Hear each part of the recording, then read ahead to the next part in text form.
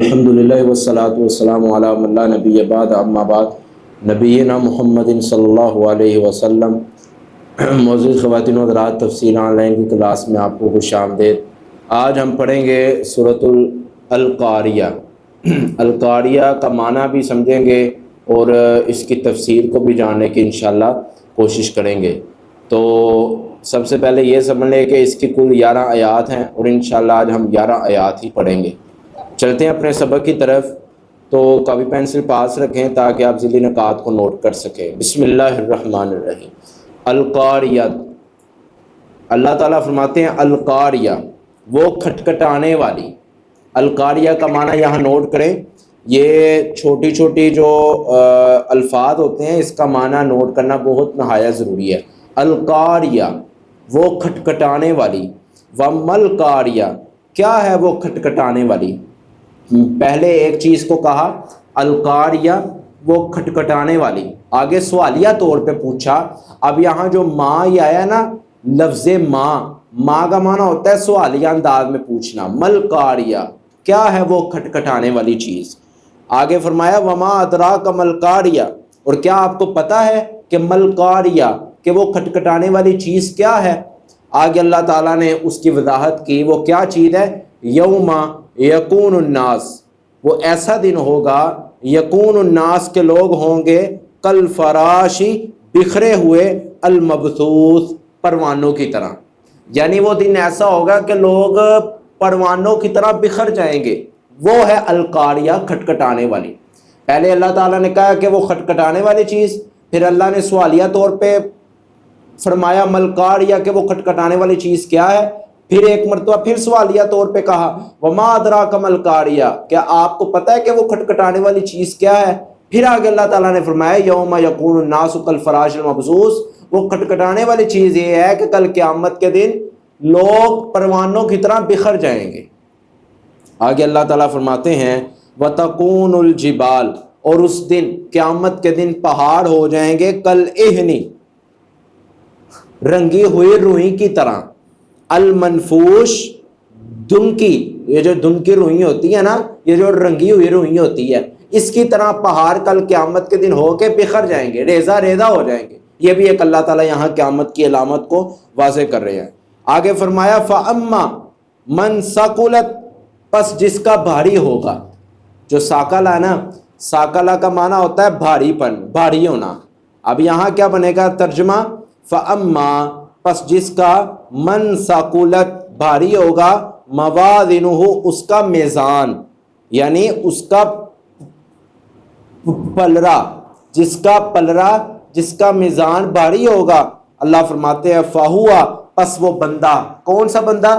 کہ جس کا میزان اور پلڑا بھاری رہا، فہوا فی عیشۃ راضیہ، تو وہ خوشی کی زندگی میں ہوگا، عیش و عشرت کی زندگی میں ہوگا، اس کو کوئی پرواہ نہیں ہوگی، کیونکہ قیامت کے دن جب میزان ترازو قائم کیا جائے گا، جس کا پلڑا، جس کا میزان بھاری نکلا، تو اللہ فرماتے ہیں فَهُوَ فِي عِيشَةٍ رَاضِيَةٍ، تو فَهُوَ فِي عِيشَةٍ رَاضِيَةٍ، تو وہ خوشی کی زندگی میں ہوگا، اچھی زندگی میں ہوگا، خوشحالی والی زندگی میں ہوگا، اس کو کوئی تنگی، کوئی مصیبت، کوئی آزمائش نہیں آئے گی، کیونکہ وہ جنت کے اندر ہوگا۔ ظاہر بات ہے جس کا نام اعمال بھاری نکلا، اس کا پلڑا بھاری نکل گیا، تو وہ تو جنت میں جائے گا۔ تو جو جنت والی زندگی کون سی ہے؟ فَهُوَ فِي عِيشَةٍ رَاضِيَةٍ، کہ وہ راضی والی زندگی میں ہوگا، اطمینان والی زندگی میں ہوگا، سکون والی زندگی میں ہوگا، راحت والی زندگی میں ہوگا، بے چینی سے دور ہوگا۔ اس کے آپ کئی معنی کر سکتے ہیں۔ آگے اللہ تعالیٰ فرماتے ہیں فَأَمَّا مَنْ ثَقُلَتْ مَوَازِنُهُ وَأَمَّا مَنْ خَفَّتْ مَوَازِنُهُ، آگے اللہ تعالیٰ فرماتے ہیں لیکن وہ شخص جس کے پلڑے ہلکے ہو گئے۔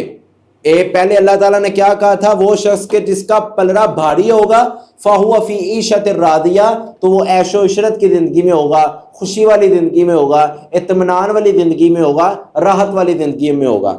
آگے اللہ نے اسی کے اپوزٹ بیان کیا وَأَمَّا مَنْ خَفَّتْ مَوَازِنُهُ، پس وہ بندہ کہ جس کا نام اعمال ہلکا نکلا، کمزور نکلا، اس کا جو پلڑا وہ کمزور نکلا، ہلکا نکلا۔ خفت کا معنی ہوتا ہے ہلکا، ثقلت کا معنی ہوتا ہے بھاری۔ پیچھے اللہ تعالیٰ نے کہا کہ جس کا نام اعمال بھاری نکلا وہ جنت والی زندگی، اطمینان والی زندگی میں ہوگا، اور آگے اللہ تعالیٰ اسی کے اپوزٹ فرماتے ہیں کہ جس کا نام اعمال ہلکا، جس کا پلڑا ہلکا نکل آیا، تو آگے اللہ فرماتے ہیں فَأُمُّهُ ہاویہ، تو اس کی ماں ہاویہ ہوگی، یعنی ماں سے مراد اس کا ٹھکانہ ہاویہ ہوگا۔ اب ہاویہ کیا ہے؟ آگے اللہ تعالیٰ نے سوالیہ طور پر پوچھا وَمَا أَدْرَاكَ مَاهِيَہ، اور آپ کو کیا پتا ہو کہ ماہیہ کیا ہے، یعنی وہ کیا ہے؟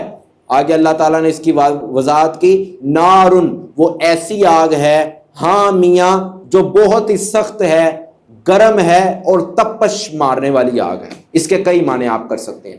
حامیہ کا معنی ہوگا بہت زیادہ سخت گرم، نارن کا معنی ہوگا آگ۔ تو جس طرح حدیث مبارکہ میں رسول اللہ صلی اللہ علیہ وسلم نے فرمایا ہے کہ ایک مرتبہ جہنم نے شکایت کی، صحیح البخاری کے اندر روایت ہے، کتاب بدء الخلق باب صفۃ النار وانہ مخلوقہ، یہ مسلم کے اندر بھی روایت آتی ہے، کتاب الجنہ کے اندر، اور باب کا نام ہے باب فی شدۃ حر نار جہنم، یہ باب کا نام ہے، اس میں یہ روایت آتی ہے۔ رسول اللہ صلی اللہ علیہ وسلم نے فرمایا کہ جہنم نے اللہ سے شکایت کی، اشتاقت النار الی ربہا فقالت اکل بعضی بعضا، کہ جہنم نے اللہ سے شکایت کی کہ میرا ایک حصہ دوسرے حصے کو کھا رہا ہے۔ پھر اللہ نے اس کو 2 سانسیں دی کہ جب وہ سانس باہر کو لیتی ہے تو سخت گرمی، جب اندر کو لیتی ہے تو پھر اللہ تعالیٰ نے اس کو سانس دی کہ ایک سانس گرمی کی اور ایک سانس سردی کی۔ پھر اللہ تعالیٰ نے اس کی جو تپش ہے، اس کی تپش کو پھر 2 سانسوں کے اندر اللہ تعالیٰ نے تقسیم کر دیا۔ تو یہ تھی آگ جو بہت ہی زیادہ سخت ہے، اور رسول مکرم صلی اللہ علیہ وسلم نے فرمایا کہ یہ جو جہنم کی آگ ہے، نارن حامیہ، یہ جو تپش مارنے والی آگ ہے اور بہت ہی سخت اور گرم آگ ہے، یہ دنیا والی آگ کی طرح نہیں ہوگی، بلکہ 70واں حصہ زیادہ ہوگا۔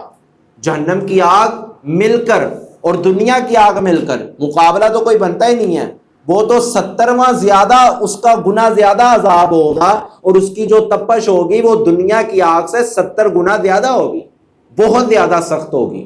تو رسول اللہ صلی اللہ علیہ وسلم نے فرمایا، اللہ تعالیٰ بھی فرماتے ہیں کہ جس کا نام اعمال اس کو دائیں ہاتھ میں تھما دیا جائے گا، اس کا جو پلڑا ہے وہ اگر درست نکلا اور پلڑا بھاری نکل گیا، کیونکہ قرآن مجید میں اللہ تعالیٰ نے کہا ہے وَنَزَعُ الْمَوَازِينَ الْقِسْطَ لِيَوْمِ الْقِيَامَةِ وَأَنَّ أَعْمَالَ بَنِي آدَمَ وَقَوْلُهُمْ يُوزَنُ، یہ امام بخاری رحمہ اللہ تعالیٰ نے باب باندھا ہے، امام بخاری رحمہ اللہ تعالیٰ نے باب باندھا ہے وَنَزَعُ الْمَوَازِينَ الْقِسْطَ لِيَوْمِ الْقِيَامَةِ، کہ قیامت کے دن میزان اور ترازو اللہ قائم کریں گے۔ جب ترازو قائم کیا جائے گا تو بندوں کے اعمال تولے جائیں گے کہ کس کے عمل بھاری نکلتے ہیں اور اس کا پلڑا کمزور ہوتا ہے۔ اب قرآن نے اس واقعے کی تصدیق کی ہے، قرآن کہتا ہے وَأَمَّا مَنْ ثَقُلَتْ مَوَازِينُهُ، جس کا پلڑا بھاری نکل گیا فَهُوَ فِي عِيشَةٍ رَاضِيَةٍ، تو وہ خوشحالی والی زندگی میں ہوگا، اطمینان والی زندگی میں ہوگا اور سکون والی زندگی میں ہوگا۔ آگے اللہ فرماتے ہیں وَأَمَّا مَنْ خَفَّتْ مَوَازِينُهُ، اور جس کا پلڑا ہلکا نکل آیا، کمزور نکل آیا، تو اللہ فرماتے ہیں فَأُمُّهُ هَاوِيَةٌ، تو اس کا جو ٹھکانہ ہوگا وہ کیا ہوگا؟ ہاویہ ہوگی۔ اب ہاویہ کیا ہے؟ نارن حامیہ، ہاویہ سے مراد جہنم کی آگ ہے جو بہت ہی زیادہ سخت ہے۔ اب جو امپورٹنٹ جو الفاظ ہیں وہ اس کے آپ کو میں معنی لکھوا دیتا ہوں، معنی آپ اپنے پاس لکھیں۔ القاریہ کا معنی ہے وہ کھٹکھٹانے والی، کیا ہے القاریہ کا معنی؟ وہ کھٹکھٹانے والی، یہ القاریہ کا معنی ہے۔ آگے جو کیا گیا ہے نا ملقاریہ، ملقاریہ یہ سوالیہ طور پہ کہا گیا ہے کہ وہ کھٹکھٹانے والی چیز کیا ہے۔ آگے اللہ تعالیٰ فرماتے ہیں کل فراش، کل فراش، فراش کا معنی ہوتا ہے پروانوں کی طرح، کیا ہوتا ہے؟ پروانوں کی طرح۔ المبسوس کا معنی ہوتا ہے بکھرے ہوئے، یہ آپ نوٹ کریں الفاظوں کو، الفراش، یہ جو ہے نا کل فراش، کل فراش کا معنی ہے پروانوں کی طرح۔ المبسوس، المبسوس کا معنی کیا ہوگا یہاں؟ بکھرے ہوئے۔ آگے اللہ تعالیٰ فرماتے ہیں وَتَقُونُ الْجِبَالِ، جبال کا معنی پہاڑ ہوتا ہے، الجبال کس کو کہتے ہیں؟ پہاڑ کو کہتے ہیں۔ اور آگے ہے کل اہن، جو اہن ہے وہ ہے رنگ، رنگی ہوئی۔ آگے جو ہے نا المنفوش، منفوش کا معنی ہوتا ہے دھنی ہوئی. یہ پہاڑوں کی اقسام اللہ تعالیٰ نے بیان کی ہیں. آگے ہے ساکولت. ساکولت کا معنی ہوتا ہے بھاری پن. موازن میزان سے نکلا ہے کہ جس کا مطلب ہوگا میزان، نام اعمال. آگے ہے عیشا. عیشتن کا معنی کیا ہوتا ہے؟ عیشتن کا معنی ہوتا ہے خوشی والی زندگی، خوشی والی. آگے کیا؟ راضیہ. راضیہ کا معنی ہوتا ہے اطمینان والی، پرسکون زندگی. آگے ہے خفت. خفت کا معنی ہوتا ہے ہلکا. تو کیا معنی بنے گا؟ وَأَمَّا مَنْ خَفَّتْ مَوَازِنُهُ، جس کا نام اعمال ہلکا ہوا یعنی بھاری نہ ہوا. فَأُمُّهُ هَاوِيَةٌ، تو اس کا ٹھکانہ ہوگا ہاویہ. وَمَا أَدْرَاكَ مَا هِيَ، ما هِيَ. اور آگے اللہ تعالیٰ سوالیہ طور پہ کہہ رہے ہیں کہ وہ آپ کو چیز پتہ ہے کہ وہ ہاویہ کیا ہے؟ آگے فرمایا نارن حامیہ، وہ ایک سخت گرم آگ ہے. نارن کا معنی کیا ہے؟ نارن کا معنی ہوتا ہے آگ. حامیہ کا معنی کیا ہے؟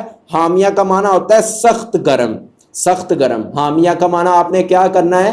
سخت گرم. تو یہ تفسیر کی کلاس تھی کہ جو کہ سورۃ القاریہ پر مشتمل تھی. سورۃ القاریہ الحمدللہ آج ہم نے مکمل کی ہے اللہ کے فضل و کرم سے. اور اسی کے ساتھ ساتھ آگے جو سورت آ رہی ہے وہ ہے سورۃ التکاثر. الہاکم التکاثر حتی زرتم المقابر کلا سوف تعلمون ثم کلا سوف تعلمون. یہ جو آگے صورت آ رہی ہے یہ انشاءاللہ ہم اگلی کلاس کے اندر اگلے ہفتے میں ہم جمعہ ہفتہ اتوار انشاءاللہ جو 3 دن کلاس ہماری ہوتی ہے اس میں ہم پڑھیں گے. آپ دلچسپی کا مظاہرہ بھی کریں اور ساتھ خواتین کو بھی ایڈ کریں، اپنی جو دوستیں ہوتی ہیں اور اسی طرح آپ کے جو رشتہ دار احباب وغیرہ جو مرد حضرات ہیں وہ بھی دلچسپی کا مظاہرہ کیا کریں. خواتین تو ماشاءاللہ بہت ہی دلچسپی کا مظاہرہ کرتی ہیں. خواتین سے یہ گزارش ہے کہ ساتھ اپنی جو آپ کی ایک نہ ایک دوست ہوتی ہے اس کو بھی شامل کریں. اگر آپ کی وجہ سے کوئی بندہ راہ راست پر آ جاتا ہے، آپ کی وجہ سے کوئی قرآن کا ایک حرف سیکھ لیتا ہے، تو آپ اس دنیا سے چلی تو جائیں گے مگر آپ کو ثواب پہنچتا رہے گا جب تک وہ بندہ اس پر عمل کرتا رہے گا یا بندی اس پر عمل کرتی رہے گی. اللہ سے دعا ہے جو کچھ بیان کیا اللہ عمل کرنے کی توفیق عطا فرمائے. اقول قولی ھذا استغفر اللہ لی ولکم وآخر دعوانا ان الحمد للہ رب العالمین. السلام علیکم ورحمۃ اللہ وبرکاتہ.